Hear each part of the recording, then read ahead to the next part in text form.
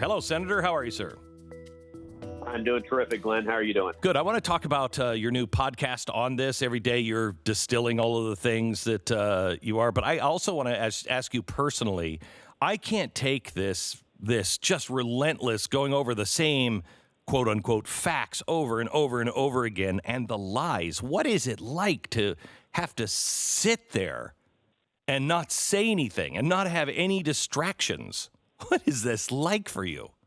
Well, it has been pretty relentless. You're right that the House Democrats, their strategy has apparently been to just be so redundant, to repeat the same things over and over and over again, and to try to, I guess, bore the American people to death. It's a strange strategy. I've never seen anyone try a case by repeating the same point 100 times and playing the same video clip 100 times, but it's what they're doing.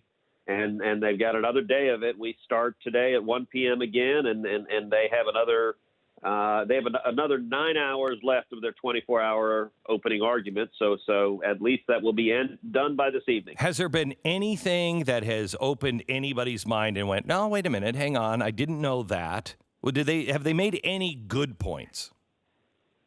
Look, I think there have been moments. I will say Adam Schiff is a talented trial lawyer. Really? He has done. He is effective at walking through information. Now, he at times gets condescending and begins lecturing people, and I think that becomes much less effective.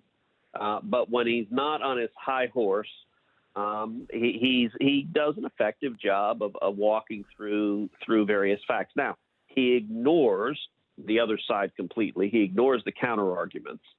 And I'll tell you, I think yesterday was a very consequential day because yesterday the House managers effectively threw Joe Biden under the bus. And I don't know if they did so intentionally or not, but the reason they did so is they doubled down on what they had started doing on the first day of arguments, which is making the case. Their entire case now is based on the proposition that there is zero evidence that justifies investigating Burisma. Burisma is the Ukrainian natural gas company on whose board Hunter Biden, Joe Biden's son, sat and was paid $1 million a year.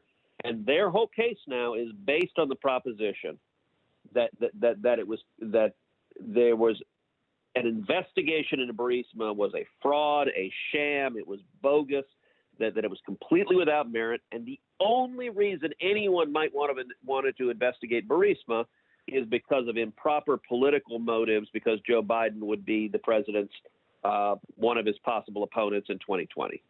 Now, as you know, and you've done some great reporting on this, Glenn, that proposition that there's zero evidence to investigate Burisma is utterly and completely absurd. And so I am looking forward to Saturday when the president's lawyers will begin presenting his case, because what the Democrats have done is they have opened the door to this. And I hope that the president's lawyers will stand up and systematically lay out the case. Glenn, you mentioned I've launched a podcast. The podcast is Verdict with Ted Cruz. And what I'm doing is every night when this thing ends, even if it ends at 2 a.m, I'm heading over to the studio, jumping into the truck, heading to the studio, and recording it that night, typically within the hour.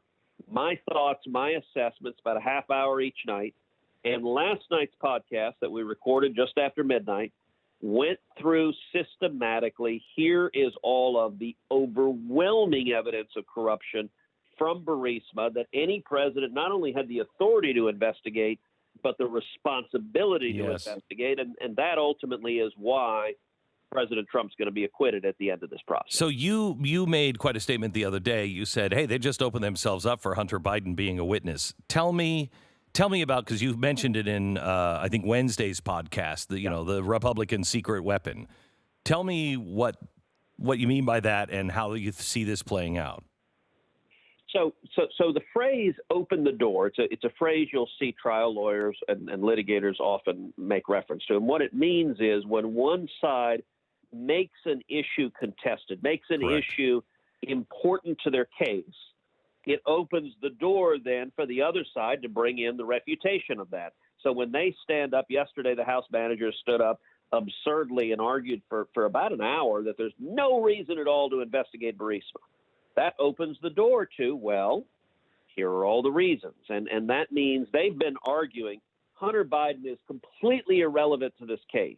Well, the House managers have now, through their arguments, made Hunter Biden not only relevant, he was always relevant, but critical now, because their case is based on that they've built the entire case like a house of cards on the proposition that there was no reasonable basis to investigate Burisma, and that's just absurd.